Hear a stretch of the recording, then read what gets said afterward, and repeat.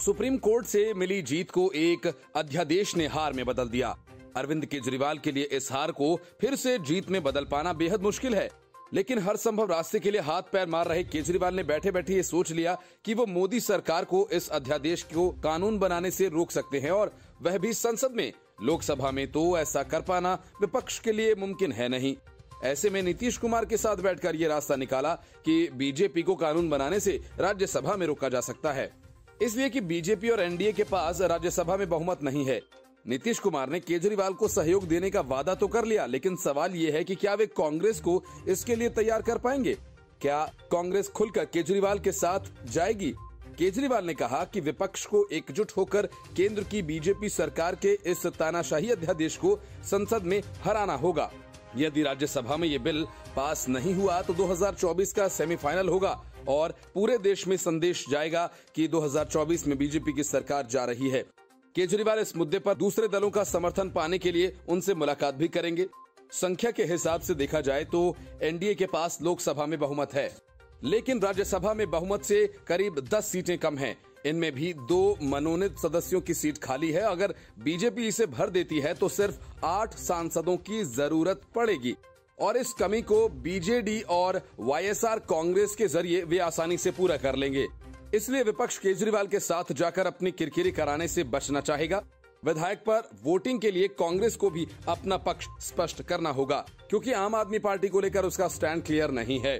केजरीवाल की पार्टी से पूरी तरह कांग्रेस दूरी बनाएगी या उसका साथ देगी, ये स्पष्ट नहीं है। लेकिन केजरीवाल अपना समर्थन जुटाओ अभियान शुरू करने जा रहे हैं। सबसे पहले वे ममता बनर्जी से मिलेंगे, उसके बाद वे मुंबई जाकर 2 दिन तक अपनी गोटियां सेट करेंगे।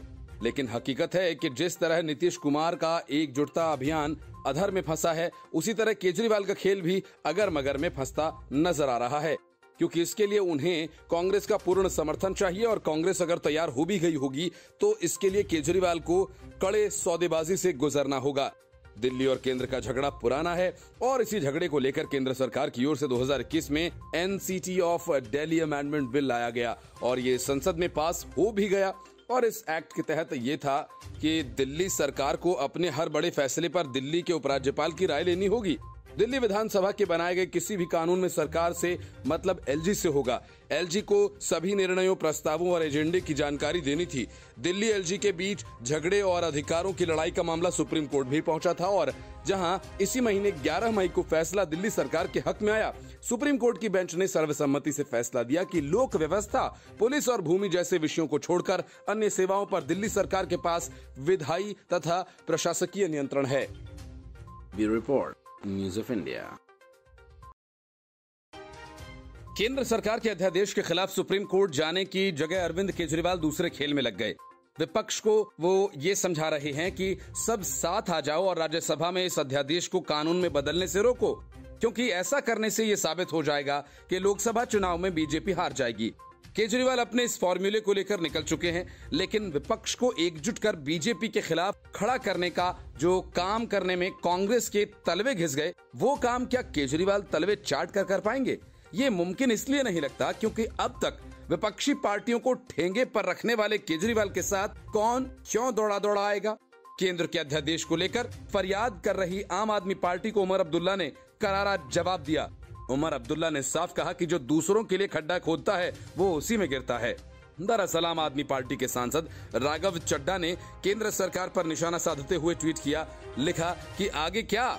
एक संवैधानिक संशोधन के जरिए कोई भी राज्य जो एक गैर बीजेपी सरकार को सत्ता में लाता है उसकी विधायिका छीन ली जाएगी। इतना ही नहीं, राज्य को एक केंद्र प्रशासित क्षेत्र में भी बदल दिया जाएगा। राघव चड्ढा के इसी बयान पर नेशनल कॉन्फ्रेंस नेता उमर अब्दुल्ला ने जवाब देते हुए लिखा, दिल्ली के साथ जो किया गया वह अपमानजनक है और सहकारी फेडरलिज्म की भावना के खिलाफ है। उमर अब्दुल्ला ने आगे कहा कि अगस्त 2019 में जब जम्मू कश्मीर राज्य को 2 अलग अलग केंद्र शासित प्रदेशों में बांटा गया था तो ये खुशी खुशी बीजेपी के साथ थे। जम्मू कश्मीर को बांटकर केंद्र शासित प्रदेश में बदल दिया गया और लोगों को 5 साल के लिए बेदखल कर दिया गया। जो दूसरों के लिए खड्डा खोदता है वो उसी में गिरता है। सुप्रीम कोर्ट ने दिल्ली में पुलिस, कानून व्यवस्था और जमीन को छोड़कर अन्य सभी सेवाओं का नियंत्रण दिल्ली सरकार को सौंप दिया था। कोर्ट ने कहा था कि दिल्ली के अधिकारियों के ट्रांसफर पोस्टिंग का अधिकार केजरीवाल सरकार के पास है, मगर केंद्र सुप्रीम कोर्ट के आदेश को पलटते हुए अधिकारियों के ट्रांसफर पोस्टिंग को लेकर अध्यादेश लेकर आ गई और ट्रांसफर पोस्टिंग का अधिकार फिर से उपराज्यपाल को सौंप दिया। Bureau report, news of India. Mahavikas Aghadi में सीटों के बंटवारे को लेकर मामला उलझता ही जा रहा है। पहले कांग्रेस ने उद्धव ठाकरे की सीटों पर अपना दावा ठोक दिया, ये कहकर कि अब ये सांसद एकनाथ शिंदे के साथ हैं, तो उद्धव ठाकरे इन सीटों पर अपना दावा नहीं कर सकते। इसके अलावा जो बची सीटें हैं वहां पर भी कांग्रेस का कहना है कि उद्धव ठाकरे ने ये सीटें बीजेपी की मदद से जीती थीं। अब उनका गठबंधन है नहीं। कांग्रेस और उद्धव ठाकरे का मामला सुलझा भी नहीं था कि अजीत पवार के एक बयान ने बड़ा हंगामा खड़ा कर दिया। पवार ने कहा कि हमें सीटें आवंटित करते समय छोटे भाई की भूमिका निभानी थी, लेकिन अब हम कांग्रेस के बड़े भाई हो गए हैं क्योंकि उनके पास 44 सीटें और 54 सीटें हैं और उद्धव ठाकरे के पास 56 विधायक थे। ये गणित है, मतलब ये कि लोकसभा और विधानसभा की सीटों के बंटवारे में एनसीपी को सबसे ज्यादा सीटें चाहिए, उसके बाद कांग्रेस और सबसे कम सीटें उद्धव ठाकरे को। अजीत पवार के बयान को लेकर महाविकास अघाड़ी में विवाद शुरू हो गया है। अजीत पवार के बयान पर संजय राउत ने कहा कि हम सभी का एक बार डीएनए टेस्ट कराएंगे। इसे मजाक मत समझिए। बीच में शिवसेना बीजेपी गठबंधन में छोटा भाई बड़ा भाई का मुद्दा उठा, तब भी मैंने कहा था डीएनए टेस्ट कराना होगा। महाविकास अघाड़ी में किसी भी तरह से ऐसा कोई मतभेद नहीं है। क्या कहते हैं अजीत दादा, अब हम क्या कहें। इससे भी बढ़कर हर कोई अपनी पार्टी की स्थिति को पेश कर रहा है। हमें अपने कार्यकर्ताओं को सशक्त बनाने के लिए ऐसी भूमिकाएं निभानी होंगी। इसके पहले अजीत पवार ने कहा था कि हम महाविकास अघाड़ी की एक घटक पार्टी हैं, हमें मोर्चा मजबूत रखना है, लेकिन ऐसा करते वक्त याद रखें कि अगर आपकी ताकत ज्यादा होगी तभी महाविकास अघाड़ी में आपकी कद्र होगी। पिछले हर चुनाव में कांग्रेस को ज्यादा सीटें मिली थी। सीट बंटवारे में हमें छोटे भाई की भूमिका निभानी थी, लेकिन अब हम कांग्रेस के बड़े भाई हो गए हैं। सीट आवंटन को लेकर महाविकास अघाड़ी का फॉर्मूला तय है, लेकिन इससे पहले भी अजीत पवार एनसीपी की तरफ से कह चुके हैं कि हम बड़े भाई हैं। राजनीतिक गलियारों में इस बयान की चर्चा होने लगी है। महाविकास अघाड़ी में लोकसभा सीटों के आवंटन की प्रक्रिया जारी है। पहले लोकसभा का चुनाव होगा, उसके बाद विधानसभा होगी।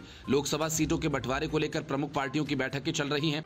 मैं आपको ये नहीं बताऊंगा कि इस बैठक में क्या तय किया जा रहा है।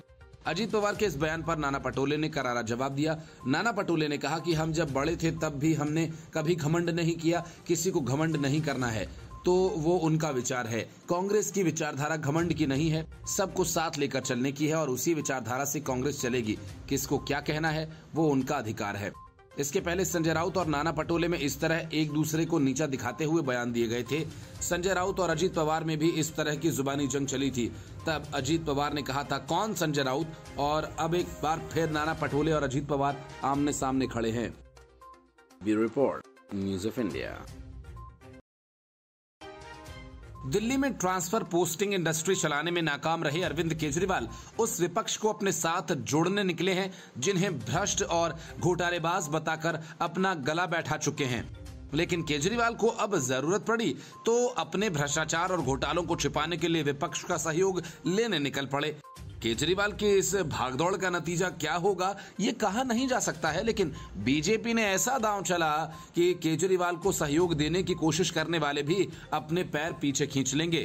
केंद्रीय मंत्री और नई दिल्ली से सांसद मीनाक्षी लेखी ने कहा कि दिल्ली के अधिकारियों के ट्रांसफर पोस्टिंग से संबंधित अध्यादेश का मुख्य मकसद आम आदमी पार्टी के कथित भ्रष्टाचार की जांच करना है।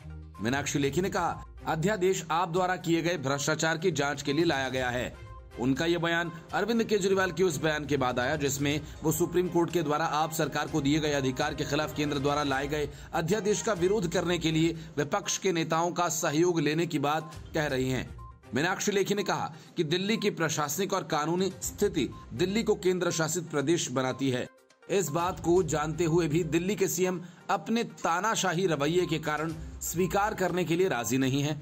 ऐसे में केंद्र के पास आवश्यक अध्यादेश लाने का अधिकार है और यही वजह है केंद्र इसे लेकर आई है। सीएम केजरीवाल इस पर विवाद कर रहे हैं। सच ये है कि उन्हें भ्रष्टाचार के उजागर होने का डर है।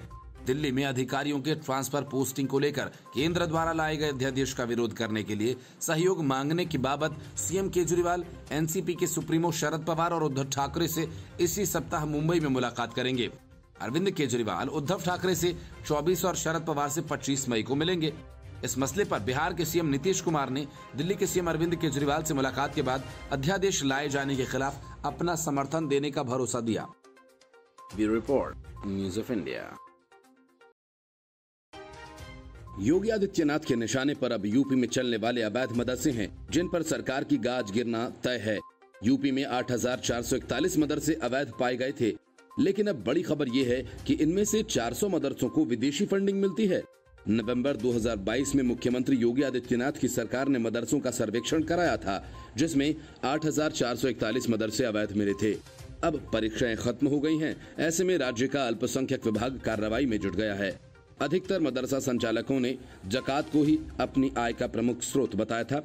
जकात यानी मुस्लिमों द्वारा दिया जाने वाला दान। अब शुरुआती जांच में ये बात सामने आई है कि इन मदरसों में नेपाल और बांग्लादेश के अलावा अरब के मुल्कों से भी फंडिंग आ रही है। गरीब मुस्लिमों को मुख्य धारा से जोड़ने की बात करते हुए अल्पसंख्यक विभाग के मंत्री धर्मपाल सिंह ने कहा कि पुलिस के साथ मिलकर कार्रवाई की जाएगी। उन्होंने कहा कि मौलवी बनने से उनका भला नहीं होगा, उन्हें NCERT की किताबें पढ़नी होंगी। उन्होंने कहा कि इससे मुस्लिमों के बच्चे भी अधिकारी बनेंगे। पिछले साल 10 सितंबर से लेकर 15 नवंबर तक मदरसों का सर्वे हुआ था, जिसे 30 नवंबर तक बढ़ा दिया गया था। 2017 से मदरसों को मान्यता देनी भी बंद कर दी गई है। कारण ये कि उनका मानकों पर खरा न उतरना। यूपी में फिलहाल 15,613 मदरसे संचालित हैं, जिनमें से कईयों का कहना है कि कागज देने के बावजूद मान्यता न मिलने के कारण वो दीनी तालीम देने के लिए मदरसे चला रहे हैं। खासकर सीमावर्ती जिलों के मदरसों में फंडिंग में गड़बड़ी है। ये जिले हैं महाराजगंज, पीलीभीत, लखीमपुर, बहराइच, श्रावस्ती, बलरामपुर और सिद्धार्थनगर। इन मदरसों के पास आय के स्रोत को लेकर कोई स्पष्ट कागजात नहीं है। मदरसों को कह दिया गया है कि भले ही वो उर्दू में पढ़ाएं, लेकिन NCERT पढ़ाना होगा। अब ऐसे मदरसों पर कानूनी शिकंजा कसा जाएगा। सर्वे में मुख्यतः 12 सवाल पूछे गए थे। मदरसों को कंप्यूटर से जोड़ने को लेकर भी योगी सरकार प्रयासरत है और जो मदरसे मानकों को पूरा कर रहे हैं, उन्हें मान्यता देने में कोई परहेज भी नहीं है। Bureau report, news of India.